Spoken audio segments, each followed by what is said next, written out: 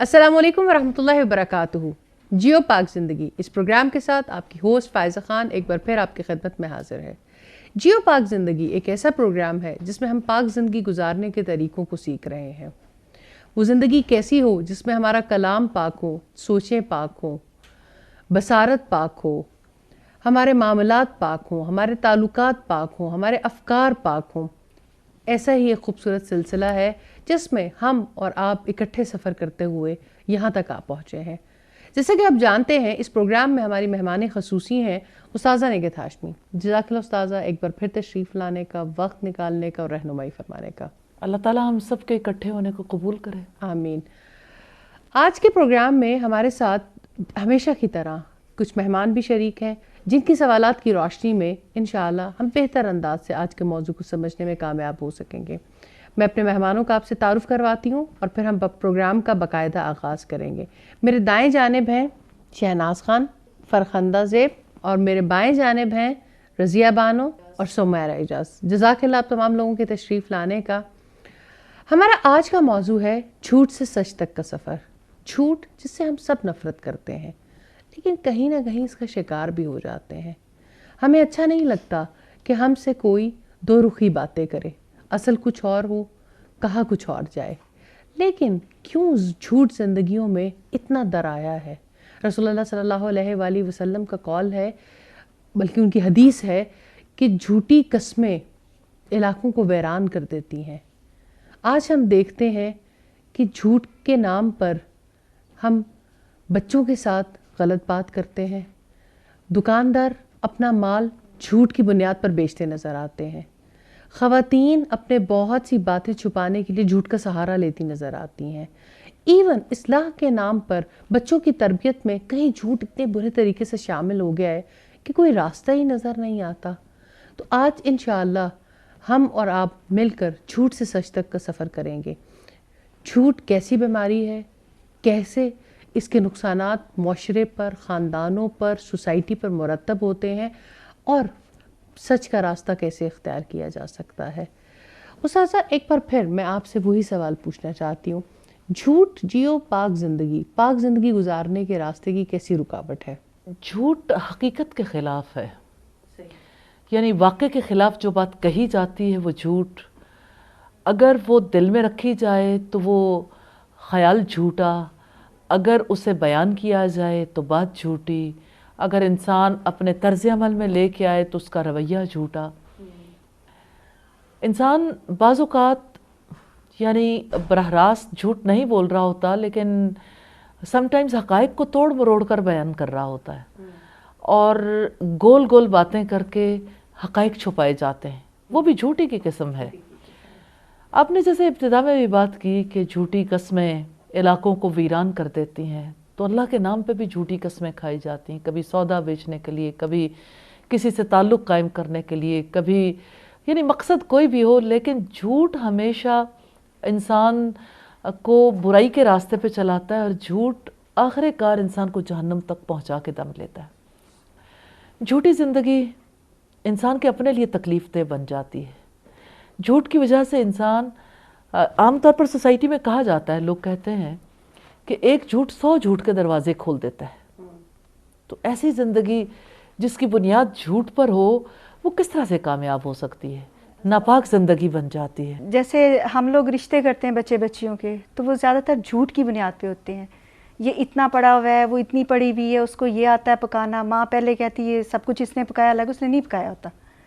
تو یہ ساری باتیں جو ہے نا، کیسے ہم لوگ اس پہ کر سکتے بڑی ہیں؟ امپورٹنٹ طرف انہیں توجہ لیں۔ ہم اگر اپنے ساتھیوں سے اور پوچھیں کہ جھوٹ کی کیا کیا شکلیں ہیں جو سوسائٹی میں اختیار کی جاتی ہیں۔ ایک تو آپ نے بتایا کہ جیسے رشتوں کے موقع پر جو ہے وہ اکثر ایسی تعریفیں بچوں کی جاتی ہیں آپس میں، مطلب اکثر یہ بھی دیکھا گیا فائزہ کہ بیوی بھی ہمیشہ اپنے ہسبینڈ سے جھوٹ بولتی ہے، وہ کس طرح سے، کن معاملات میں؟ کئی معاملات میں اکثر ہوتا ہے کہ اللہ کی راہ میں بھی دینا چاہتی ہے لیکن وہ چھپا کے دیتی ہے کہ اگر اس کو پتہ چل گیا تو یہ تو مجھے منع کرے گا. اور پھر سسرال والوں سے بھی چھپا کے دیتی ہے، اسپیشلی ساس سے. اگر میری ساس کو پتہ چل گیا کہ اتنے کپڑے گٹھریاں باندھ کر دے رہی، وہ تو میرے پیچھے پڑ جائے گی کہ میرے بیٹے کی تم کمائی کو اس طرح ضائع کر رہی ہو. اس کے علاوہ پھر اور کئی بھی اس میں جھوٹ بولے جاتے ہیں.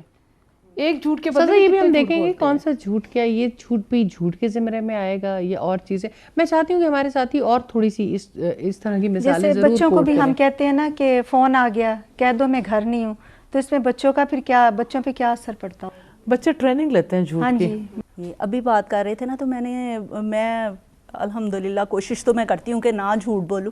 تو ابھی مجھے ہوا ہے کہ جیسے میری بہو آئی ہیں تو کوئی چیز وغیرہ بناتی ہیں پکاتی ہیں ہم، تو میں اس کے نام کر دیتی ہوں، بچوں کو بتاتی ہوں، ہسبینڈ کو بتاتی ہوں کہ یہ میری بہو نے بنایا.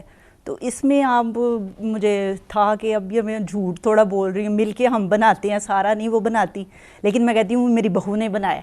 تو اس میں بھی میں پوچھنا چاہ رہی تھی کہ جھوٹ بولا جاتا ہے، ان کہ اس میں کہنے کا بول مطلب سکتے ہیں کہ نہیں بول سکتے. جی استاذہ یہ بات کرنا چاہ رہی تھی کہ جیسے اب ہم جاتے ہیں کسی بھی کوئی مسائل کے لیے، عدالتوں میں جاتے ہیں، کچہری میں جاتے ہیں، تو اس کو جیسے وہ انہوں نے ایک رشوت فارم میں لینا ہوتا ہے، لیکن وہ اس کو کہہ رہے ہوتے ہیں کہ نہیں یہ ہماری فیس ہے، تو وہ اس کو رشوت کو انہوں نے فیس کا نام دے دیا ہے. تو وہ اگلے کو نیکسٹ کو بھی نہیں سمجھ آتا کو جو رشوت کو تو بالکل صاف حدیث ہے کہ بھئی رشوت لینے والا اور دینے والا جہنمی ہے، لیکن انہوں نے اس کو اس فارم میں اتنی تکلیف ہوتی ہے کہ وہ کہتے ہیں کہ نہیں یہ تو ہماری فیس ہے، اس کے بغیر تو ہم کام بھی نہیں ہو سکتا جب تک ابھی ہماری فیس نہیں دیں.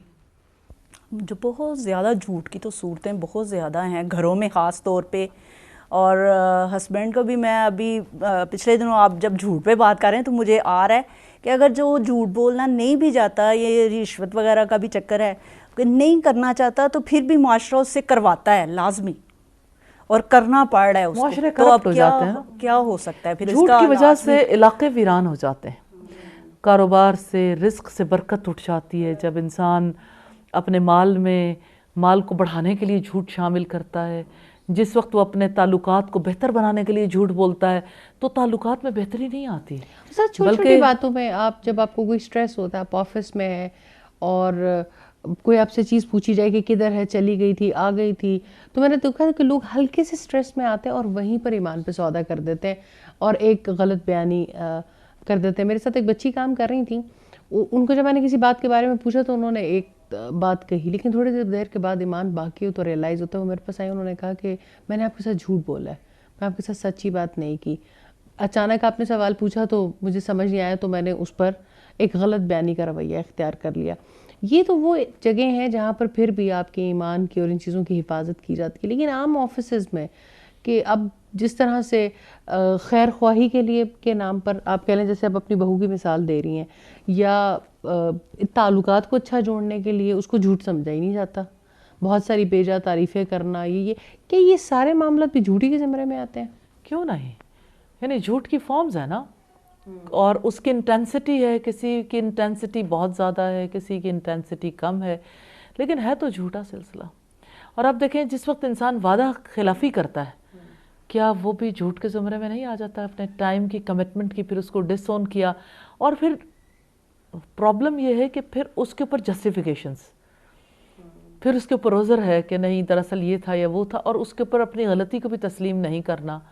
اسی طرح سے آپ دیکھیں تو جھوٹ جو ہے نا یہ ام الخبائث ہے، یعنی تمام بیماریاں جو ہیں پھر آگے اس سے پھوٹتی ہیں. یہ جو بات آپ نے یہ بڑی امپورٹنٹ ہے، لیکن اس کو چھوٹی سی بریک کے بعد سمجھتے ہیں. جھوٹ ام الخبائث ہے، اس کو سمجھنے کی بہت زیادہ ضرورت ہے، کیونکہ تو ماں کو کہتے ہیں. تو یہ ایک ایسی چیز ہے جو ہر چیز کی جڑ اور بنیاد بن جاتی ہے. لیکن سمجھیں گے ایک چھوٹی سی بریک کے بعد.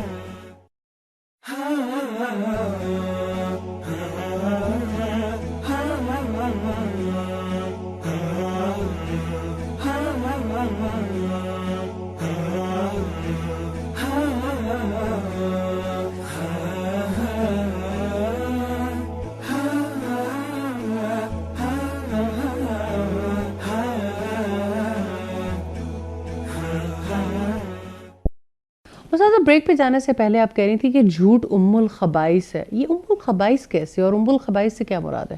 اس سے مراد یہ ہے کہ اس سے پھر ساری اخلاقی برائیاں جنم لیتی ہیں. اچھا.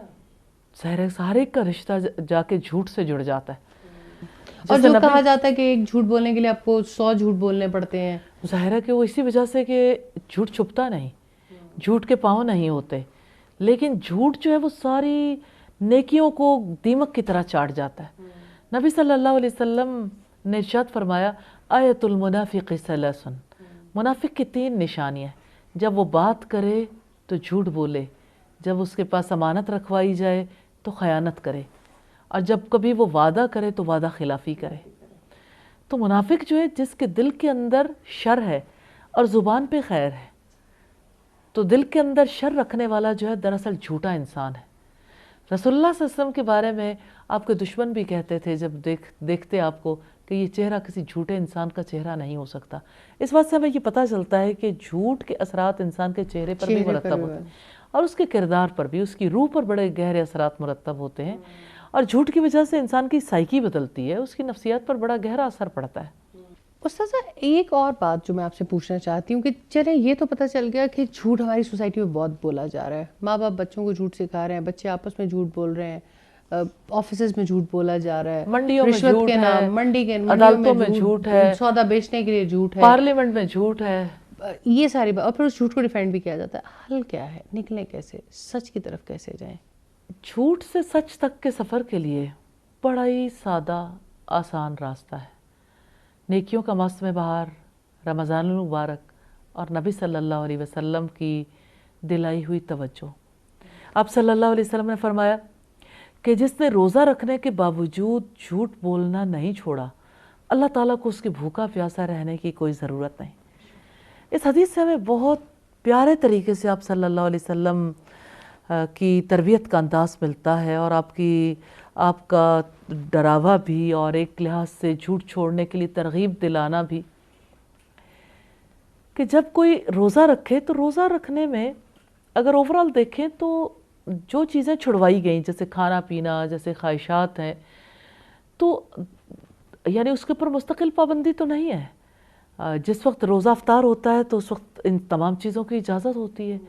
پھر جس وقت رمضان گزر جاتا ہے تو پھر اللہ تعالیٰ کی طرف سے یعنی ان سب چیزوں کے لیے چھوٹ دے دی جاتی ہے. حلال چیزوں کو چھڑوا کے رب العزت نے یقین دلایا ہے کہ تم حرام چھوڑ سکتے ہو, اور جھوٹ حرام ہے. جھوٹ ظاہر ہے کہ ایک ایسی بڑی برائی ہے جس کی وجہ سے برائیاں جنم لیتی ہیں. اس وجہ سے خصوصی طور پر آپ صلی اللہ علیہ وسلم نے جھوٹ کی طرف توجہ دلائی.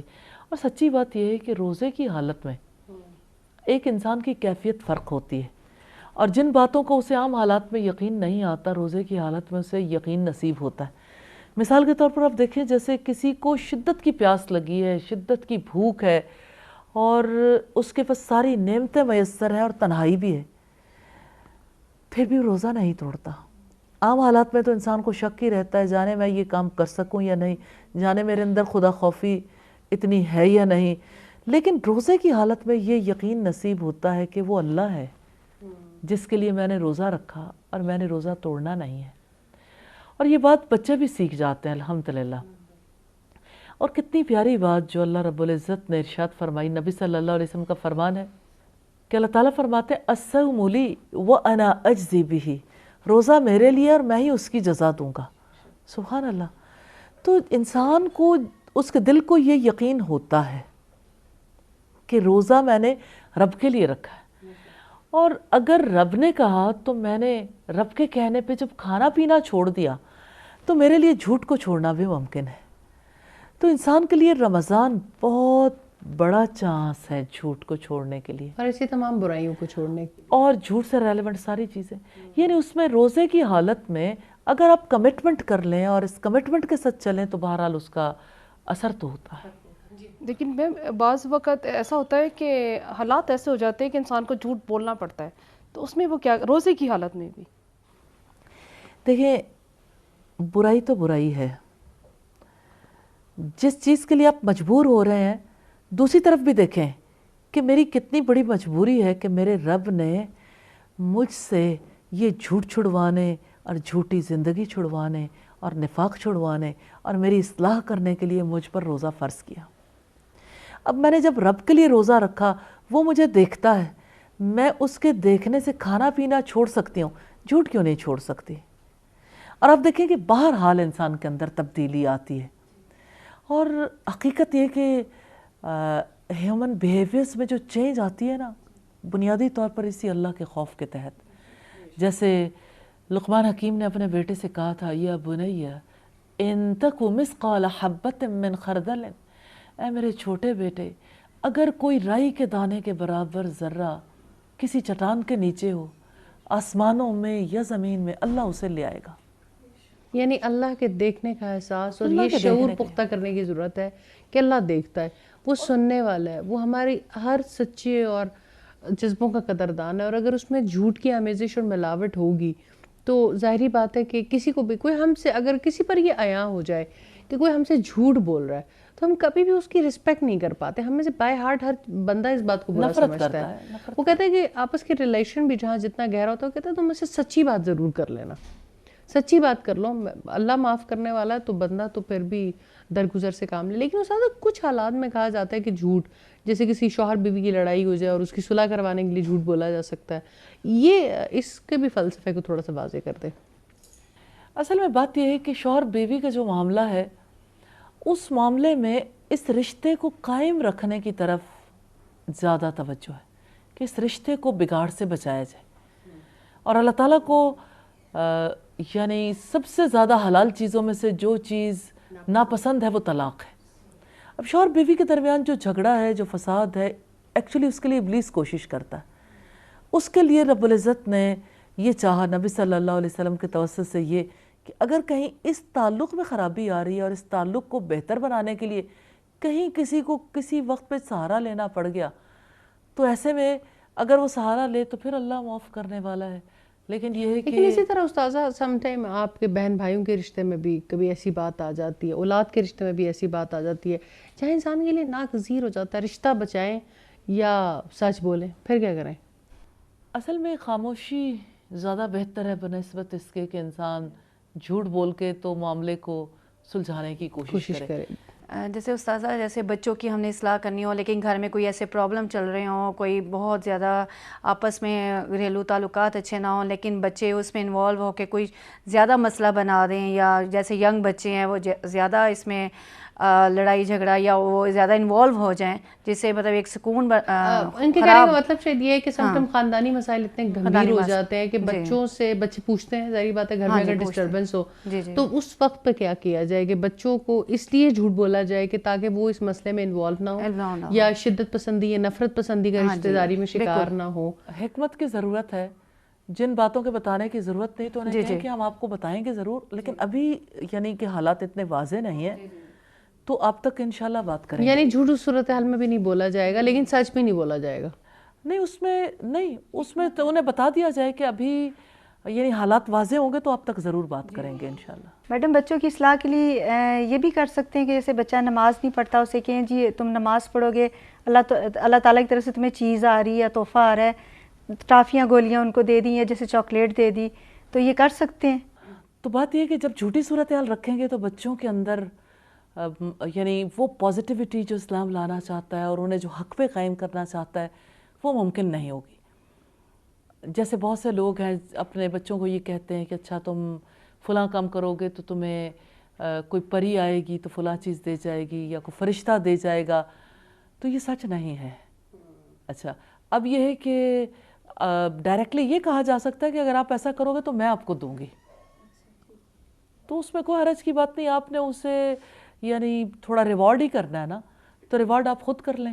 آپ چاہتے ہو کہ اور ویسے انہیں یہ کانسیپٹ سمجھا دے کہ ہر چیز اللہ دیتا ہے، ہاں ویسے یہ کانسیپٹ بچے کو سمجھا دیں۔ اسی طرح سے جیسے یعنی نبی صلی اللہ علیہ وسلم کے سامنے کسی عورت نے کہا کہ اگر تم فلاں کام کرو گے تو میں تمہیں فلاں کھجور دوں گی یا کوئی چیز دوں گی، تو آپ صلی اللہ علیہ وسلم نے اس سے پوچھا کہ کیا تمہارے پاس ہے؟ تو اس نے کہا کہ ہاں۔ آپ نے فرمایا اگر نہ ہوتی تو یہ بات جھوٹ ہوتی۔ تو اس کا مطلب یہ ہے کہ ایسا وعدہ بھی نہیں کر سکتے کہ جس کو پورا کرنا مشکل ہو یا ناممکن ہو، یا یہ ہے کہ جس کے لیے آپ کے پاس گنجائش ہی نہیں ہے۔ تو وعدوں کا سچا ہونا، جیسے حضرت اسماعیل علیہ السلام کے بارے میں رب العزت نے فرمایا انہو کان صادق الوعد، کہ بے شک وہ وعدوں کا سچا تھا. تو اتنا کرسٹل کلیئر ہونا چاہیے انسان کو اپنے موقف میں، اور بچپن سے ہی ان کو بھی سچ کی گراؤنڈ پر پروان چڑھانا چاہیے. اور میں سمجھتی ہوں کہ بچوں کی بات بھی ضرور کرنی چاہیے، لیکن ہمیں اپنی بات ضرور کرنی چاہیے. اساتذہ اپنی بات کرنا تو بہت ہی ضروری ہے، کیونکہ اصل میں ہم بڑے ٹھیک ہوں گے تو بچوں کی تربیت کر سکیں گے، یہ سمجھتے ہیں. لیکن ایک مختصر سے وقفے کے بعد، ایک چھوٹی سی بریک کے بعد دوبارہ حاضر ہوتے ہیں.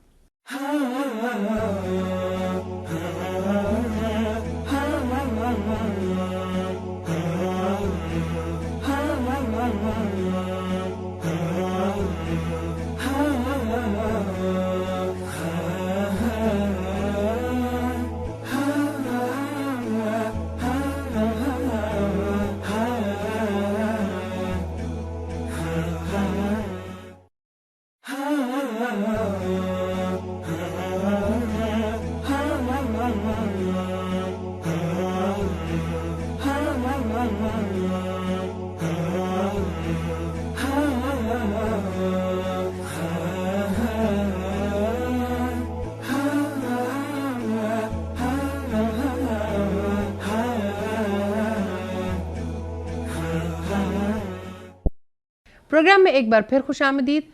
استاذہ آپ کہہ رہی تھیں کہ بچوں سے زیادہ بڑوں کو ضرورت ہے کہ پہلے وہ سیکھیں سچ پر قائم ہونے کے لیے. سچ پر قائم رہنے کے لیے، ہونے کے لیے، سچ سیکھنے کے لیے کون سی چیزیں جو مددگار ہو سکتی ہیں؟ سب سے پہلے تو اللہ تعالیٰ کی ذات کا تعلق، سچا تعلق، یعنی اس کے لیے تو پھر سیکھنا ضروری ہے. سیکھنا ضروری ہے. جیسے نبی صلی اللہ علیہ وسلم رات کو اٹھتے تھے تو آپ صلی اللہ علیہ وسلم جب تہجد سے پہلے یہ دعا کرتے تھے، اس دعا میں یہ الفاظ ہیں اللہم انت الحق، اللہ تیری ذات حق ہے. حق سے مراد یہ کہ تو سب سے بڑی سچائی ہے. اور آپ یہ کہتے تھے کہ تیری بات سچی، تیری ملاقات سچی، اور اسی طرح سے قیامت سچی، آگ سچی ہے، اور اللہ کی جنت سچی، اور محمد صلی اللہ علیہ وسلم سچے. ایوری نائٹ اس ساری چیز کی بار بار تکرار، یعنی ہر رات ہی آپ یہ ریوائز کرتے تھے. تو وہ تعلق ہے سچی ذات کے ساتھ، جس کی وجہ سے انسان کے اندر سچائی آتی ہے. اور پھر یہ کہ اللہ کا کلام سچا ہے، تو اس کلام کے ساتھ انسان کو سچائی سیکھنی نصیب ہوتی ہے. اصل سچ تو وہ ہے جو اللہ پاک نے ہمیں بتایا، اور اسی پہ ہم نے قائم ہونا ہے. اس کے علم کے بغیر تو ہم ظاہر ہے کہ سچائی پہ قائم نہیں ہو سکتے. اسی طرح سے انبیاء کے ساتھ جو تعلق ہے، انبیاء سچے تھے سارے کے سارے. انہو کان صدیقا نبیا، کتنے نبیوں کے بارے میں اللہ پاک نے یہ بات کہی کہ وہ سچا نبی تھا. تو انبیاء کی یہ خصوصیت تھی. اور خاص طور پر اگر ہم نبی صلی اللہ علیہ وسلم کو دیکھیں تو آپ صلی اللہ علیہ وسلم کے بارے میں آپ کے علاقے کے لوگ، عرب کے لوگ یہ کہتے تھے کہ آپ صادق اور امین ہیں. تو رسول اللہ صلی اللہ علیہ وسلم کی نبوت سے پہلے آپ کو صادق کہا جاتا تھا. تو اس کا مطلب یہ ہے کہ سچ بولنا سب سے بڑی خصوصیات میں سے ایک ہے. اور سچی زندگی گزارنا نیچرلی، یعنی انسان کو جو زندگی گزارنی ہے اس کی دو صورتیں ہو سکتی ہیں، یا تو وہ جھوٹ کی بنیاد پر ہو یا سچ کی بنیاد پر. تو سچی بنیاد اللہ تعالیٰ کا تعلق ہے، محمد رسول اللہ صلی اللہ علیہ وسلم سے تعلق ہے، اللہ کی کتاب کے ساتھ تعلق ہے، اور آخرت کے لیے جینا ہے. اس زندگی میں جو کام کرنا ہے، یہ بڑی سچائیاں ہیں نا. تو جو بھی یعنی رات کو سونے سے پہلے سورہ البقرہ کی آخری 2 آیات تلاوت کرتا ہے تو وہ سچائیوں کا اعتراف کرتا ہے. آمن الرسول کے بعد اپنے ایمان کا تذکرہ ہے. تو یہ ایمان دراصل سچائی کے راستے پہ گامزن کرنے کے لیے سب سے اہم کردار ادا کرتا ہے. اللہ تعالیٰ کے سارے انبیاء سچے تھے. تو انبیاء کے ساتھ ایک تعلق اور سچے لوگوں کی زندگی کے بارے میں پڑھنا، انہوں نے اپنی زندگی میں کس طرح سے سچائی پہ قائم رہنے کے لیے قربانیاں دیں. اور اگر آپ دیکھیں تو جب ہم اپنے اسلاف کی زندگیوں کو دیکھتے ہیں کہ انہوں نے کس طرح سے سچائی پہ قائم رہتے ہوئے اپنی زندگی گزاری اور اطمینان والی زندگی گزاری. حقیقت یہ ہے کہ سچائی کے ساتھ انسان کو اطمینان نصیب ہو سکتا ہے، اور سچی ذات کے ساتھ تعلق رکھنے سے، اور سچے کلام کو پڑھنے سے، اور اس کو سمجھنے سے، اور اللہ رب العزت سے ہدایت کی توفیق مانگنے سے. تو سچائی کا سفر ہمیشہ اگر آپ دیکھیں تو انسان کو نیکی کے راستے پہ چلاتا ہے، اور سچ ہمیشہ انسان کو بالآخر جنت تک لے جاتا ہے. تو الحمدللہ یعنی یہ زندگی سے جھوٹ کو نکالنا اور سچائی کی طرف جانا ممکن تو ہے، لیکن ارادے کرنے پڑتے ہیں. ہم پہلے بھی بات کر رہے تھے بریک پہ جانے سے پہلے کہ رمضان اس کے لیے بہت زیادہ ہیلپ فل ہوتا ہے.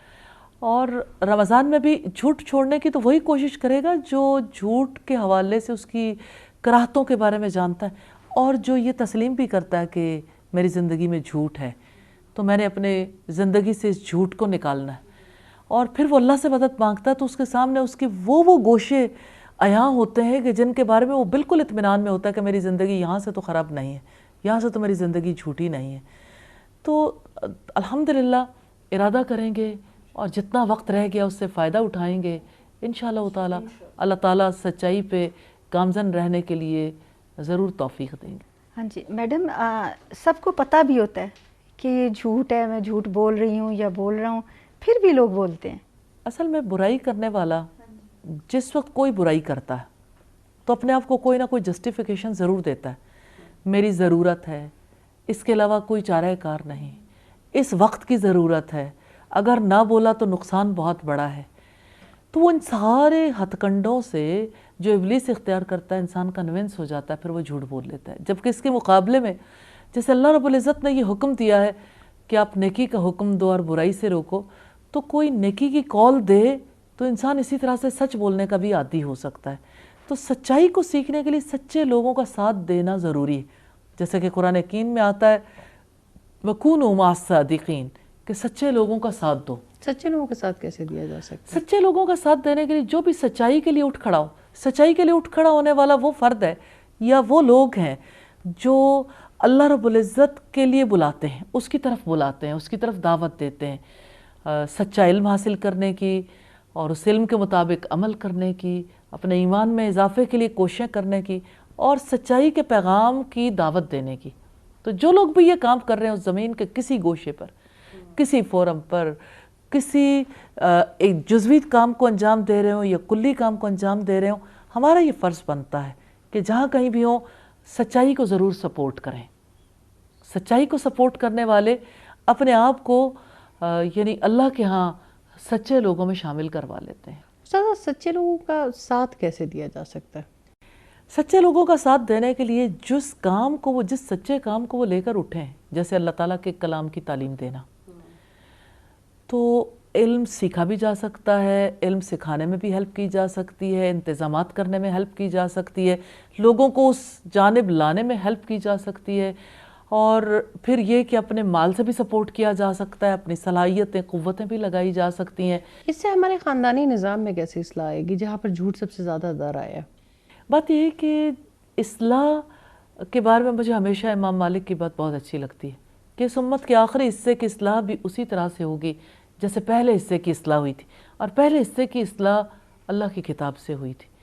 تو اللہ کی کتاب کے قریب آئے جب لوگ تو ان کی سوچ بدلتی گئی، زندگی ٹورڈز لائف ان کی اپروچ بدل گئی، ان کے سوچنے کا انداز پھر بدل آپ کی گیا. معاشرت، آپ کی معیشت، آپ کے خاندانی معاملات خود بخود اس نہج پہ آ جاتے ہیں کہ وہ اللہ رب العزت کے بتائے ہوئے طریقے خود بخود نہیں آتے فیضان. تعلیم حاصل کرنے کے بعد تعلیم حاصل کرنے کے بعد بھی جو سب سے بڑی لرننگ ہے وہ یہ کہ انسان اپنے ہر عمل کو یوں اللہ کے سامنے رکھے جیسے وہ اپنے رب کو اس وقت جواب دے رہا ہے. اور نبی صلی اللہ علیہ وسلم سے جو سوال کیا تھا حضرت جبریل علیہ السلام نے سچائی کی اعلیٰ سٹیج احسان کے لیے، انہوں نے پوچھا تھا مل احسان، احسان کیا ہے، نیکی کا حسن کیا ہے؟ آپ صلی اللہ علیہ وسلم نے فرمایا ان تعبد اللہ کأنک تراہ، تم اللہ تعالیٰ کی عبادت ایسے کرو گویا کہ تم اسے دیکھتے ہو. فَإِن لَمْ تَكُنْ تَرَاهُ فَإِنَّهُ يَرَاكَ، پھر اگر تم اسے نہیں دیکھتے وہ تو تمہیں دیکھتا ہے. تو اصل بات یہ ہے کہ انسان کو جو چیز سیدھے راستے پہ گامزن کرتی ہے وہ اللہ تعالیٰ کو ہمیشہ اپنے سامنے رکھنا. یعنی انسان یا تو مشاہدے کی سٹیج میں رہے کہ وہ اللہ تعالیٰ کو دیکھتا ہے، وہ امیجن کر سکتا ہے، دیکھ نہیں سکتا ان آنکھوں سے، یا یہ ہے کہ وہ ہر وقت مراقبے کی حالت میں رہے کہ اللہ تعالیٰ مجھے دیکھتا ہے، جیسے روزے کی حالت میں ہوتا ہے. اصلاح کے لیے اور لائف کی کوالٹی کو بہتر بنانے کے لیے، سچی زندگی گزارنے کے لیے اور تمام تر نیکیوں کو اپنی زندگی میں سجانے کے لیے اور اللہ کے ہاں سرخروئی کے لیے یقیناً مراقبہ اور مشاہدہ دونوں بہت زیادہ ہیلپ فل ہوتے ہیں. تو روزے کی حالت میں انسان زیادہ مراقبے کی حالت میں ہوتا ہے، یعنی اللہ کی نگاہوں کا شعور. یعنی انسان ہر عمل پر یہ محسوس کرے کہ میرا رب مجھے دیکھتا ہے. ہم نے جی ایک دفعہ ایک لوگوں سے چھوٹی سی اسائنمنٹ کروائی کہ آپ لوگوں نے اپنے گھر میں ٹی وی سیٹ پہ اور جو آپ کے پاس ڈیوائسز ہیں اس پہ یہ لکھ کے لگانا ہے 1 ویک کے لیے، اللہ دیکھ رہا ہے. تو گھر کے حالات چینج ہونے شروع ہو گئے. بہت فائدہ ہوا تھا نا. اور چینج ہونے میں یوں نہیں تھا کہ یعنی کوئی یکلخت چینج ہوا، اور یہ ان لوگوں کے نہیں زندگی چینج ہو رہی تھی کہ جو پڑھ رہے تھے. جب انہوں نے گھر جا کے اس کو پریکٹس کیا تو رد عمل بھی سامنے آیا کہ کیا پرابلم ہے. سب کو پتا ہے کہ اللہ تعالیٰ دیکھ رہا ہے، یہاں کیوں لگایا ہے؟ بھائی ویسے تو پتا ہے لیکن یقین نہیں آتا نا. اپنے آپ کو آزاد سمجھتے ہیں اور جب لکھا ہوا دیکھتے ہیں اس وقت پھر اندر ایک کشمکش پیدا ہوتی ہے، ریاکشن بھی پیدا ہوتا ہے.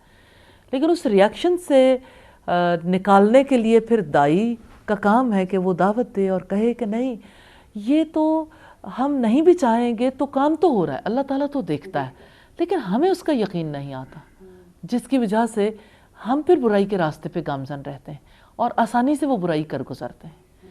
جبکہ جب ہماری توجہ اللہ رب العزت کی جانب ہوتی ہے اور یہ یقین ہوتا ہے تو ہمارے لیے برائی کو چھوڑنا آسان ہو جاتا ہے. الحمدللہ. جزاک اللہ استاذہ، ہمیشہ کی طرح رہنمائی کرنے کا، سمجھانے کا اور سکھانے کا. میں یہاں پر اپنے مہمانوں کا بھی شکریہ ادا کرنا چاہتی ہوں. الحمدللہ جھوٹ سے سچ تک کا سفر تبھی ممکن ہوگا جب اللہ کے دیکھنے کا احساس دل میں پوری طرح سے جم جائے گا، اور یہ احساس بغیر علم اور اس علم پر غور و فکر کے بغیر نہیں آتا، کیونکہ یقین کی پہلی منزل تو پھر علم ہی ہے.